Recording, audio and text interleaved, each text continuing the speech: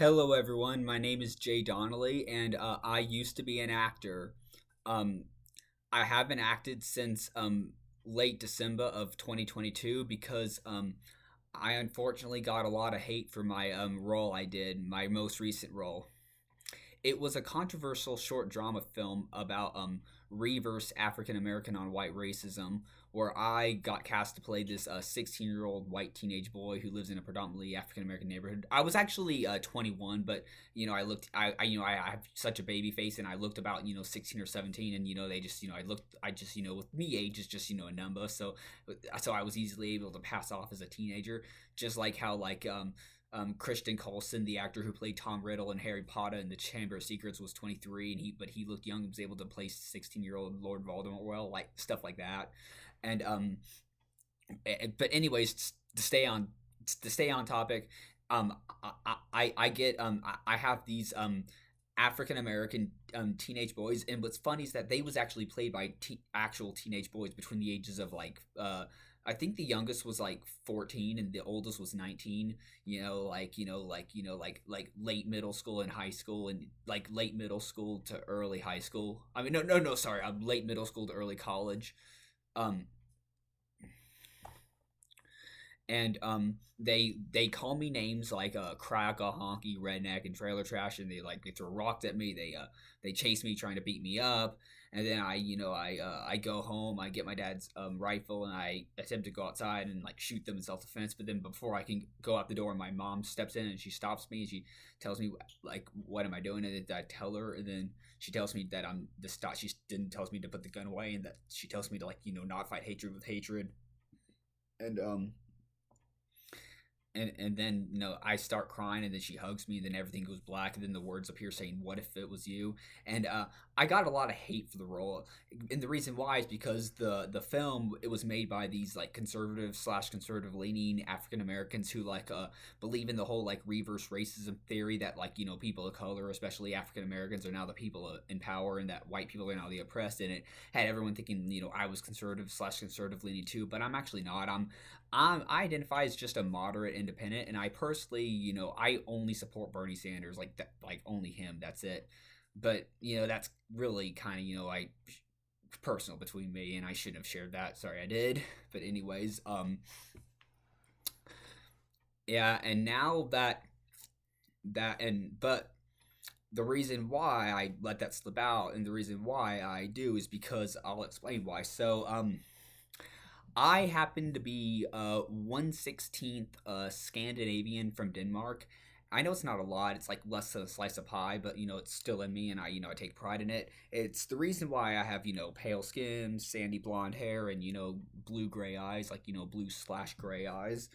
The Viking look, and people who live in Scandinavia, not so much Americans with Scandinavian ancestry like myself, but like people who live in the countries Sweden, Finland, Norway, Denmark, and Iceland. They have this like conspiracy theory that their ancestors, the Vikings, actually stepped foot on North America first, a little bit before the people who are known as Native Americans and Canada's First Nations did, and that they actually came from the Arctic, and that they ended up but they encountered them, and then they questioned the like they had beat them there first, but then they heard the indigenous people of the Arctic heard the sounds of the horns on their Viking ships, and then followed them, leading them to North America.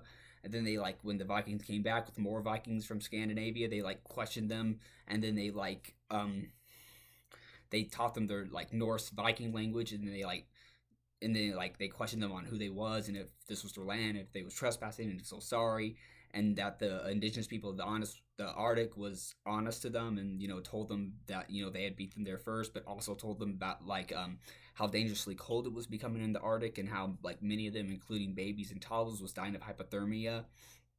And the Vikings, despite being, the tough brutes they usually was, whenever they, battled the European knights, the Mediterranean Spartas, and indigenous Slavic people, and, and would brutally massacre them and then like cut off their heads and put their heads on sticks. They for the first time felt empathy, and for some weird unknown reason they decided to be nice to the indigenous people of the Arctic, and they basically allowed them to have North America, and they then got back in their ships and sailed back to Scandinavia.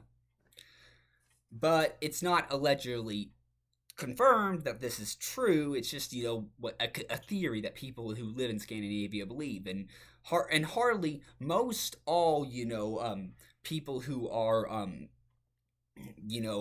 Scandinavian American like myself, like all born and raised in America, but just have the pale skin, blonde hair look. We don't know that, and we just identify ourselves as regular white people. But however, the reason why I know this, unlike most Scandinavian Americans, is because I've grown up with people who have parents who are like immigrants from there. Like I had a friend who's also worked as a part-time actor like me, named Daniel Colte, and whose dad is an immigrant from Sweden, and he believes that theory. And I also had a friend who I grew up with named Alec, who coincidentally also had a dad who was an immigrant from Sweden, who believed that theory.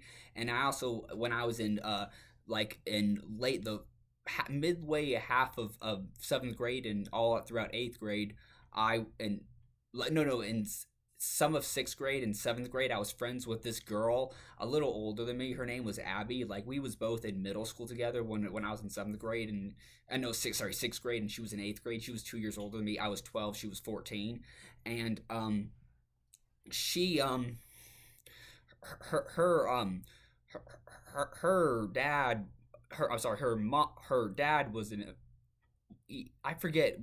I think it was her dad who was an immigrant from Sweden, but her mom was a first generation American, and her mom's parents was immigrants from Iceland, and they also believed the theory.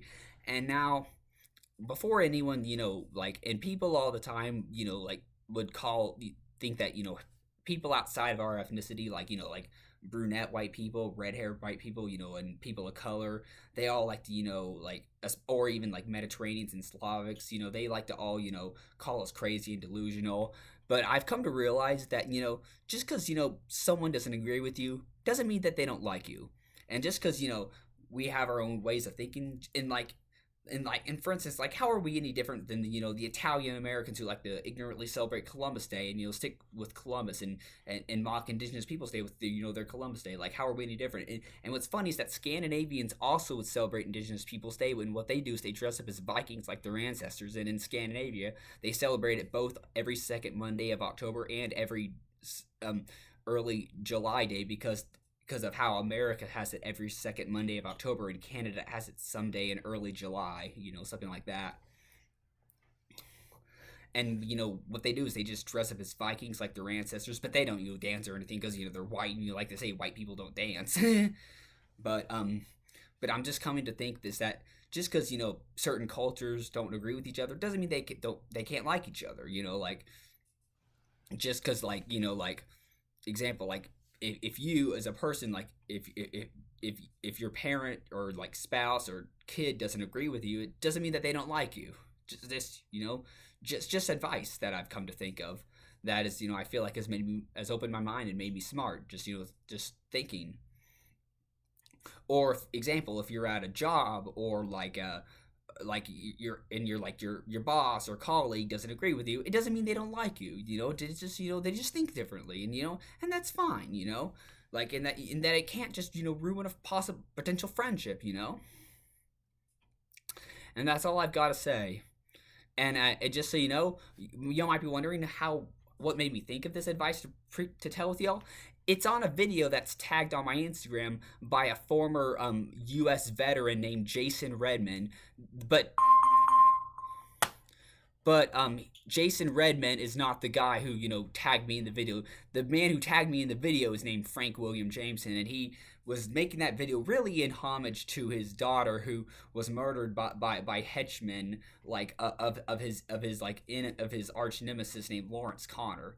Yeah, and the reason why is because they was both stalking Miranda Cosgrove, and and the former actress of the Nickelodeon show iCarly, and I grew up watching it in elementary school, and that's how I know about their beef.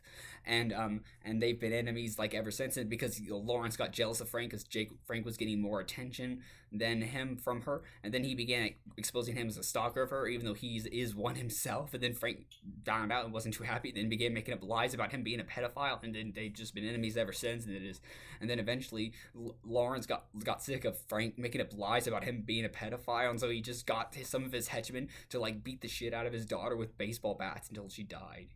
Crazy stuff. Very crazy stuff. And that's all I've got to say. But anyways, sorry for getting a little bit off topic there, but that's what Frank meant like the video. But the key advice is that what I got from the video is that just because someone doesn't agree with you doesn't mean they don't like you. And peace out. Be sure to follow me on Instagram, DJ Donnelly, and as well as my Snapchat, which is also DJ Donnelly. Y'all stay safe.